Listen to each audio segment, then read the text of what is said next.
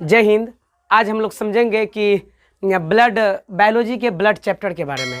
तो blood chapter में समझेंगे, ये इसका 3 पार्ट होगा, यानी कि 3 भाग में इसको समझेंगे। पहला में ब्लड समझेंगे, ब्लड के बारे में पूरा जानकारी प्राप्त करेंगे। दूसरा में प्राप्त करेंगे कि ब्लड क्लॉथिंग, ब्लड थक्का कैसे बनता है। और तीसरा में मैं बात करूँगा कि ब्लड ग्रुप के बारे में, कि ब्लड ग्रुप किस में क्या रहता है, किस में क्या नहीं रहता है। ठीक है, तो पहला देखते हैं कि ब्लड को हिंदी में रक्त कहते हैं, इंग्लिश में ब्लड कहा जाता है और उर्दू में लहू कहते हैं। ठीक है, तो देखिए पहले देखते हैं प्राकृतिक कोलाइड। ये कैसे समझेंगे कि प्राकृतिक कोलाइड है ब्लड के। सिंपल भाषा में समझिए कि अगर गाँव में जैसे क्या होता है कि तोड़ी पेराने के बाद नीचे वाला तेल को जब देख मम्मी और क्या करती होगी, छानती होगी क्या कहते हैं दुपट्टा से, तो जो तेल का अंश नीचे गिर जाता है, कुछ कुछ ऊपर रह जाता है ना, वही क्या हो जाएगा, कोलाइड हो जाएगा। जैसे घी छानी, दूध को अगर वो कीजिएगा, छानिएगा तो दूध गिर जाएगा, मलाई ऊपर रह जाता है, जिसको हम लोग क्या कहेंगे, कोलाइड कहेंगे। ठीक है, संयोजी ऊतक। संयोजक ऊतक क्या होता है कि हर एक पार्ट को ब्लड जो है ना कनेक्ट करके रखता है। क्या करके रखता है? ब्लड कनेक्ट करके रखता है। अगला देखेंगे कि ब्लड का पीएच मान 7.4 क्षार होता है। यानी अगर यहाँ ध्यान दीजिए कि 7 से ऊपर रहेगा तो क्षार हो जाएगा, 7 से नीचे रहेगा तो अम्ल हो जाएगा, और 7 पे रहेगा तो नॉर्मल रहेगा। ठीक है, तो जैसे वाटर हम लोग का नॉर्मल है, क्योंकि 7 पानी का पीएच मान 7 होता है, इसीलिए नॉर्मल हम लोग पी सकते हैं। 7 से ऊपर होता है ना, उसको क्षार कहते हैं। 7 से ऊपर जाएगा तो क्षार कहेंगे, 7 से नीचे आएगा तो क्या कहेंगे, उसको अम्ल कहेंगे। तो ब्लड का पीएच मान 7.4 है। 7 रहता तो क्षार रहता, नॉर्मल रहता, उदासीन जिसको कहते हैं। 7 से ज्यादा है तो इसको क्या कहेंगे, हम लोग क्षार कहेंगे। तो ब्लड का पीएच मान कितना है, 7.4 क्षार है।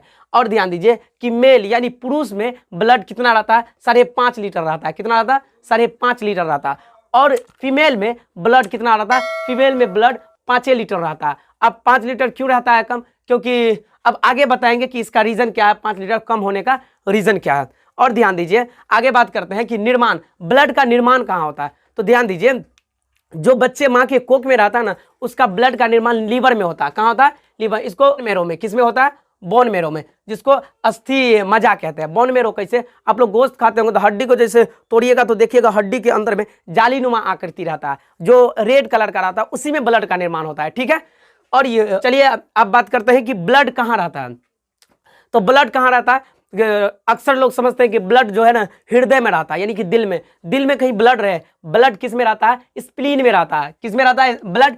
स्टोर कहाँ होता है? ब्लड स्प्लीन में होता है। स्प्लीन को कहते हैं प्लीहा या तिल्ली कहते हैं। प्लीहा या तिल्ली कहते हैं। अगर एक बात बताइए, स्टोर ब्लड रहेगा हृदय में तो पंप जैसे मारेगा तो कहीं ब्लड पंप मारे, हृदय में ही नहीं रहता है। ब्लड कहाँ रहता है? स्प्लीन में रहता है। हर जगह का ब्लड कहाँ रहता है आपका? स्प्लीन में। स्प्लीन हृदय के भेजता है, और हृदय क्या करता है? ब्लड को पंप मार के शरीर के पूरे अंगों तक पहुंचाता है। ठीक है, और अब आगे देखते हैं कि ब्लड, भैया ब्लड मर क्यों जाता है? तो याद रखिएगा, जैसे आरबीसी 120 दिन जिंदा रहता है, उसका जीवन काल सिर्फ 120 दिन है। उसके बाद मर के कहाँ जाता है? तो मर के चला जाता है कहाँ? स्प्लीने में। ब्लड का कब्र किसे कहा जाता है? स्प्लीने को कहा जाता है, जो कहा जाता है क्या, ग्रेवयार्ड कहा जाता है। ब्लड बैंक भी किसे कहा जाता है? स्प्लीन को कहेगा। किसी से पूछिएगा कि ब्लड बैंक क्या होता है, एग्जाम में पूछा जाता है कि ब्लड बैंक, ब्लड का बैंक कौन है, तो प्लीहा या तिल्ली की जिसको कहते हैं। क्या कहते हैं हम उसको? तिल्ली। तिल्ली देखोगे आप लोग। अब देखिए, अब आगे बात करते हैं कि क्या ट्रोल कोलेस्ट्रॉल हमारे शरीर में, स्वस्थ मानव के शरीर में कितना? 180 से 200, 180 से कितना रहता है? 180 से 200 ग्राम डीसी लीटर रहता है। क्या रहता है? DC litre. जब लैब में जो जांच किया जाता है तो ब्लड जो किया जाता है उसको डीसीएल में जांच किया जाता है। याद रखिएगा, डीसी लीटर में जांच किया जाता है। तो कोलेस्ट्रॉल, अब बात आई कि कोलेस्ट्रॉल से ही हार्ट अटैक आता है। हार्ट अटैक का कारण क्या होता है? कोलेस्ट्रॉल होता है। शरीर के अंग में अगर कोलेस्ट्रॉल बढ़ जाता है, इसी के कारण क्या हो जाता है? हार्ट अटैक आ जाता है। तो तला हुआ सामान जो खाइएगा ना, तो भैया हार्ट अटैक होगा। खाने वक्त में बड़ा मजा आता है कि आहा कितना स्वादिष्ट है। तो याद रखिएगा, वो जितना स्वादिष्ट है ना, आप अपनी मौत को खुले चुनौती दे रहे हैं। इसीलिए थोड़ा छना हुआ तला उला पे थोड़ा कंट्रोल कीजिए, और सुबह सुबह एक्सरसाइज कीजिएगा तो कोलेस्ट्रॉल कंट्रोल रहेगा। अब शरीर कोलेस्ट्रॉल कहाँ रहता है? तो ब्लड में बनता है। कोलेस्ट्रॉल का रहना भी बहुत जरूरी है। जितना जरूरी ब्लड का रहना है, उतना जरूरी कोलेस्ट्रॉल का रहना है। ठीक है, तो जनन जो होता है ना, जनन, ये कोलेस्ट्रॉल नहीं रहेगा तो जनन की प्रक्रिया नहीं होगी, जनन नहीं होगा। ठीक है। तो कोलेस्ट्रॉल को कंट्रोल रखिएगा, न तो कोलेस्ट्रॉल रहेगा। तो एक बात बताइए आप हमको सिंपल भाषा में, कोलेस्ट्रॉल का रीजन क्या हो जाता है। जैसे मान लीजिए ये है हमारा नस है, इसी से ब्लड भी जा रहा है, ब्लड में कोलेस्ट्रॉल पाया जाता है। तो अब बताइए, एक मोटर वाला पाइप देखें, मोटर वाला पाइप से अगर पानी निकल रहा, वो पाइप को अगर बंद कर दीजिए, कहीं थोड़ा थोड़ा निकलने दीजिए, किस पे प्रेशर पड़ेगा? तो ज्यादा प्रेशर किस पे पड़ेगा? मोटर पे पड़ेगा ना प्रेशर। बस उसी तरह हमारा ब्लड भी है। ब्लड जैसे इससे अगर नस से ब्लड जा रहा तो इसमें कोलेस्ट्रॉल जमा हो जाएगा और थोड़ा जगह रहेगा, तो हमारा हृदय जो पंप मारता है तो उसको जगह नहीं मिलेगा, नसें फट जाएगा, नहीं तो क्या होगा, धड़कने, अब हार्ट अटैक आ जाएगा। इसीलिए क्या हो जाता है, हार्ट अटैक आ जाता है। किससे भैया? तो कोलेस्ट्रॉल ज्यादा रहने के कारण हमारा अक्सर लोगों को हार्ट अटैक आ जाता है। ठीक है, अब बात आई कि आगे पढ़ते हैं, आगे देखते हैं कि हीमोग्लोबिन के बारे में पढ़ते हैं। किसके बारे में? हीमोग्लोबिन। अब देखिए, मेल में हीमोग्लोबिन 14 ग्राम डेसीलीटर होता है। मेल में हीमोग्लोबिन कितना है? बस 14 ग्राम ही डेसीलीटर। अब फीमेल में 13। अब यहां देखिए, फीमेल में है ना 5.5 लीटर खून भी रहता है, मेल में 5.5 लीटर खून रहता, और फीमेल में क्या रहता है? 5 लीटर। यानी कि मेल खून में भी कम है और हीमोग्लोबिन में भी मेल क्या है? कम है। अब इसीलिए कम है। अब एक बात बताइए, जो अब ध्यान दीजिए इधर, ये 5 लीटर इसीलिए कम था क्योंकि यहाँ हीमोग्लोबिन भी फीमेल में कम है। मेल में 14, फीमेल में कितना है? 13।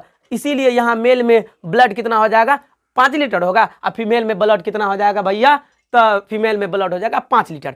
अब बात आई कि सर जी ये क्यों कम रहने से क्या होता है? तो देखिए, कम रहने से क्या होता है कि अब एक बात, एक सेम फाइट किसी स्त्री को मारिए और सेम फाइट किसी पुरुष को मारिए, तो ज्यादा किसको चोट लग जाएगा? तो ज्यादा फीमेल को लगेगा। क्यों? क्योंकि उसका हीमोग्लोबिन कम है। हीमोग्लोबिन में क्या रहता है? हीमोग्लोबिन में आपको मिल जाएगा, आपको हीमोग्लोबिन में लोहा रहता है, यानी कि Fe रहता है। ठीक है, और जिसमें आयरन लोहा कम हो जाता है, उसमें क्या हो जाता है बताइए? तो उसको थोड़ा कम पावर कम रहता है, चोट उसको जल्दी लगेगा। और याद रखिएगा, हीमोग्लोबिन के कमी से ही अनेमिया बीमारी का नामक जो एक रोग होता है, वो हीमोग्लोबिन के कारण ही होता है। ठीक है, तो इसका एक स्क्रीनशॉट ले लीजिए, फिर देखते हैं आगे। देखते हैं कि भैया की बात आई कि रक्त परिसंचरण की खोज। रक्त परिसंचरण क्या होता है? देखिए, हमारे शरीर में जो ब्लड चलते रहता है, इसके बारे में सबसे पहले किसने इसकी खोज की थी? तो इसकी खोज किसने की थी? विलियम हार्वे ने। किसने किया था भैया? विलियम हार्वे ने। अब देखिए, रक्त तो हमेशा हमारे शरीर में, रक्त चलना बंद तो हम चलना बंद हो जाएंगे। ठीक है, रक्त जब तक नहीं चलेगा तो हम लोग नहीं चल पाएंगे। तो देखिए, ब्लड के कार्य, ब्लड हमारे शरीर में कौन कौन कार्य करता है? कि कहीं अगर कोई चीज रहता है तो उसका कार्य होता है भैया। तो ब्लड हमारे शरीर में तो हर एक अंग का कार्य है। जैसे नाक है तो नाक से सूंघते हैं, आंख है तो आंख से देखते हैं, कान से सुनते हैं, हर एक अंग का कोई ना कोई काम है। तो अब जो है ब्लड हमारे शरीर में है, तो ब्लड का भी कोई काम होगा। तो ब्लड का काम देखते हैं, तापमान नियंत्रण रखता है। ब्लड क्या करता है भैया? तापमान नियंत्रण रखता है। भाई तापमान कैसे? देखिए, आप एक बात बता, हाथ को रगड़िए अपने हाथ में, तो जब तक हाथ रगड़ते रहिएगा तब तक क्या रहता है? तब इसमें क्या आ जाएगा? टेम्परेचर आ जाएगा। और रगड़ना बंद कर दीजिएगा तो टेम्परेचर क्या हो जाएगा? ये बंद हो जाएगा। तो हमारे शरीर में जो ब्लड जाते आते रहता है, इधर से जाता है 120 के स्पीड, आता है 80 के स्पीड, इसी को ब्लड प्रेशर कहते हैं, यानी बीपी कहते हैं। ठीक है, तो ब्लड जाते आते रहता है ना, तो याद रखिएगा, ब्लड जाते आते रहेगा, वो जो हमेशा चलते रहता है, ब्लड तापमान करते रहता है। तो हमारे शरीर में जो ब्लड चलते रहता है, जाते आते रहता है 24 घंटा, तो हमारे शरीर का टेम्परेचर कितना? 37 डिग्री सेल्सियस बनाए रखता है। ठीक है, अब नेक्स्ट देखते हैं कि पोषक पदार्थ का परिवहन। भैया पोषक पदार्थ क्या होता है? तो हमारे शरीर में हम लोग जो बीमार पड़ जाते हैं तो डॉक्टर साहब सुई लगाते हैं ना, तो इसमें जो पोषक जाता है, इसका परिवहन कौन करता है? ये जो सुई डाले हैं डॉक्टर साहब, तो बताइए यहीं तक सुई, तो अगर प्रेशर करेगा तो यहीं तक। बताइए, अगर घाव यहाँ है तो सुई यहाँ डालने से यहाँ कैसे घाव ठीक हो जाता है? क्योंकि हमारे शरीर में जो खून जो है ना, ये खून उस पोषक पदार्थों को लेके हर एक अंग तक पहुंचा देता है। तो जहां कमी रहती है वो सुई के माध्यम से वहां भी पूर्ति हो जाती है, जिसके कारण हम लोग क्या हो जाते हैं? ठीक हो जाते हैं। अगर कभी कभी देखिएगा, जो जैसे डॉक्टर साहब सुई डालने के बाद कुछ ही देर के बाद फौरन उल्टी में इंजेक्शन को पुश कर दिया, तो हमारे दिमाग में अरे का घुस रहा, उलट फौरन क्या करते हैं हम लोग? उलट देते हैं। याद रहेगा ना कि पोषक तत्व स्पीड से अगर डॉक्टर साहब सुइया लगा दिए तो हम लोग क्या करते हैं? उलट देते हैं। इसीलिए याद रखिएगा, डॉक्टर साहब को हमेशा कहिएगा कि धीरे धीरे सुई लगाने के लिए। ठीक है, तो फिर आगे देखते हैं गैसों, यानी गैसों का परिवहन। गैस का जो परिवहन कैसे होता है? तो भैया ब्लड नहीं रहेगा तो गैस का परिवहन नहीं होगा। ब्लड ब्लड क्या करता है, गैस को परिवहन करता है। और याद रखिएगा हीमोग्लोबिन भी है, क्या हीमोग्लोबिन अगर आपका सही है तो हीमोग्लोबिन भी क्या करता है, ब्लड ऑक्सीजन को आदान प्रदान करते रहता है। ठीक है, अब बात आई सर ये फेफड़ा, फेफड़ा हमारा सिर्फ एक टंक है, टंकी है। फेफड़ा क्या हमारा एक टंकी है, उसमें हवा को स्टोर किया जाता है। फेफड़ा क्या करता है, लाइए यहाँ रखिए, वहां रख देता। और ये मत सोचिएगा फेफड़ा के कारण ही हम लोग क्या, सिर्फ फेफड़ा एक टंकी है कि फेफड़ा लाता है फौरन ऑक्सीजन, कार्बन डाइऑक्साइड जो कार्बन ऑक्सीजन को बॉडी के हर एक अंग तक पहुंचाता है, कार्बन डाइऑक्साइड को फिर को कहता है ले जो फिर उसको क्या करता है, भेज दिया जाता है। ठीक है, याद रहेगा ना कि गैसों का आदान प्रदान, गैसों का परिवहन ब्लड के कारण ही संपन्न होता है। ठीक है, अब भैया उत्सर्जी पदार्थ, अब हम लोग एक बात बताएं, हम लोग जो भोजन खाते हैं, गोभी खाते हैं, आलू खाते हैं, तो क्या उसमें खाद डाल के नए स्पीड में बनाते हैं? उसमें जैसे खाद डालिएगा तो स्पीड में बनता है, तो कुछ तो अंश उसमें जाता होगा, यूरिया का कुछ अंश, पोटेशियम का कुछ तो अंश उस फल में जाता होगा। तो हम लोग खाते हैं तो हम लोग के भी अंदर उस यानी यूरिया, पोटेशियम ये सब कुछ ना कुछ आता है। तो भैया भोजन के रूप में तो आता है, तो हमारा वो किडनी क्या करता है, अच्छा आओ बुलाता है अपने पास, फौरन उसको छानबीन करता है, छान लेता है, यूरिया क्या कहते हैं, पोटेशियम किसके डायलिसिस के मदद से रख लेता है, बगैर जो उसको क्या करता है, ब्लड को कहता है कि तुम जाओ। ठीक है, और उसको यूरिया और अमोनिया को क्या करता है, डायलिसिस के मदद से भैया हटा दिया जाए, ले जो। ठीक बा, याद रहेगा ना। यानी कि हमारे ब्लड में जो यूरिया घुसता है शरीर के अंदर, तो उस यूरिया को कौन निकालता है, तो ब्लडे के कारण किडनी उत्सर्जी माने डायलिसिस विधि द्वारा उसको छान लेता है, यूरिया और को, अमोनिया और को, बाकी को ब्लड को कहता है कि अब तुम जाओ अपना काम करो। ठीक बा, तो आगे देखते हैं इस स्लाइड में। अब भैया बात आई कि सर जी ब्लड में कितने प्रकार का ब्लड, यदि ब्लड को दो भागों में बांटा गया। ठीक है, एक में रहेगा प्लाज्मा, एक ब्लड के एक में रहेगा क्या, प्लाज्मा, और दूसरा में रह जाएगा कार्पल्स, जिसको क्या कहते हैं हम लोग, रुधिराणु कहते हैं, कार्पल्स रुधिराणु। और याद रखिएगा ब्लड में ये जो रहता है ना 55 से 60% रहता है, कितना रहता है, 55 से 60%, ये 40 से 45% रहता है, याद रहेगा। ठीक है, देखिए अगर ये 55% रहा तो इसको कितना परसेंट रहना चाहिए, 45%। अगर ये 60 है तो भैया 40, क्योंकि कोई भी संपूर्ण 100% होता है, याद रखिएगा हर एक अंश 100% होता है। ठीक है ना।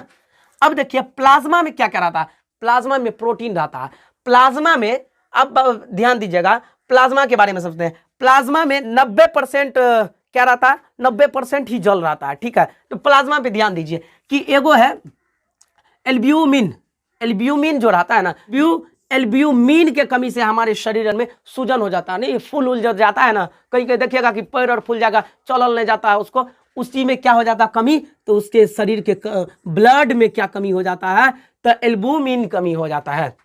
हाँ, ये जो है ना, ये क्या करता है, हमारे शरीर को एंटीबॉडीज देता है।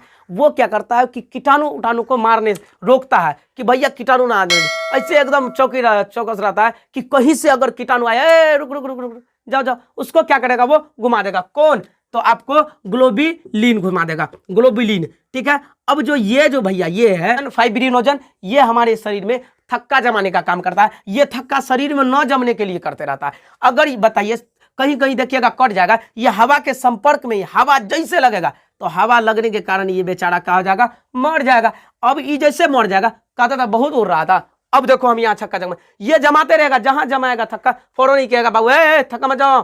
ठीक है, अब देखो ये क्या करेगा, जैसे अगर हमारा शरीर कहीं कट जाता है, हवा का जैसे जाता है तो ये क्या हो जाता है, फटाक ये मर जाता है। और इसके बारे में डिटेल आगे हम बताएंगे प्लेटलेट्स में, और आगे हम बताएंगे कि इसमें कैसे थक्का जमता है। पहले यहाँ थोड़ा डेमो देख लीजिए कि अभी थक्का मत जमाओ, इसीलिए क्या होता है शरीर में थक्का नहीं जमता। अगर कट गया तो हवा कटा यहाँ, तो यहाँ हवा जैसे लगेगा तो ये बेचारा क्या हो जाएगा, ये मर जाएगा। तो ये कहेगा बहुत दूर रहा था, अब देखो जमा के दिखाते, तो ये क्या कर लेगा भैया, वहां जमा लेगा। और एक बात देखते रहेगा, जब सुई डॉक्टर साहब को देखिएगा इंजेक्शन देगा तो ऐसे करके एयर को निकाल दिया जाता है। अगर वो एयर ना निकालेगा तो क्या कर देगा, अगर सुइया लगा दिया ना, तो उसमें एयर चला गया, एयर जाते ही ये क्या हो जाएगा, वहां मर जाएगा। ये जैसे मरेगा तो इसको तो भैया ये तो कहबे करेगा, ढूंढते रहता है कैसे करके तू मर ना, ये मरा, ये फौरन वहां क्या करेगा, थक्का जमा देगा।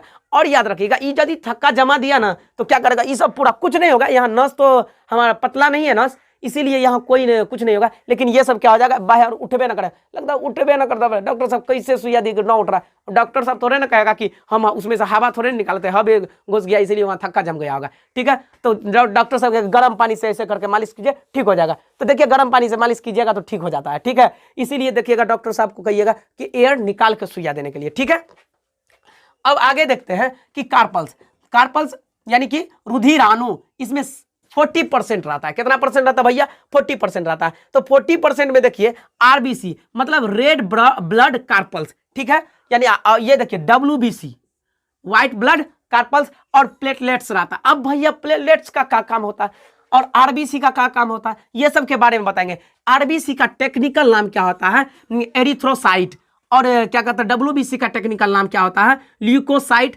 और प्लेटलेट्स का टेक्निकल नाम होता है थ्रोम्बोसाइट। ठीक रहे, याद रहेगा। अब देखिए ये जो है ना आरबीसी, आरबीसी हमारे शरीर में कितना रहता है, 50 लाख रहता है। हमारे शरीर में कितना रहता है, 50 लाख को कहा जाता है 5 मिलियन। कितना कहेंगे इसको, 5 मिलियन, 50 लाख को। ठीक है, ये 120 दिन जिंदा रहता है। अब हम बताए थे वहां जो हमारा ब्लड कहाँ स्टोर होता है, ब्लड का कब्र के बारे में बताए थे। तो पीलिया में जो रहता है ना ब्लड जो मर जाता है यहाँ, तो 120 दिन तो भैया इसका जीवन काल तक है। ये 120 दिन के बाद मरने, ये एग्जाम में पूछा जाता है कि ब्लड का जीवन काल, आरबीसी का जीवन काल कब तक रहता है, बिहार बोर्ड के एग्जाम में भी पूछा जाता है। तो अब बताइए कि ये मरने के बाद जाएगा कहाँ, तो मरने के बाद पीलिया में चला जाता है, यानी कि तिल्ली में, याद रहेगा ना। अब यहाँ देखिए, अब इसको समझ गए ना। अब यहाँ देखते हैं डब्ल्यूबीसी, डब्ल्यूबीसी में इसका जीवन ये कितना रहता है, ये 10,000 रहता है, 10,000। इसका जीवन काल 4 दिन ना कहता, 4 दिन की जिंदगी फिर अंधेरी रात। ये 4 दिन के बाद क्या हो जाता है, ये मर जाता है।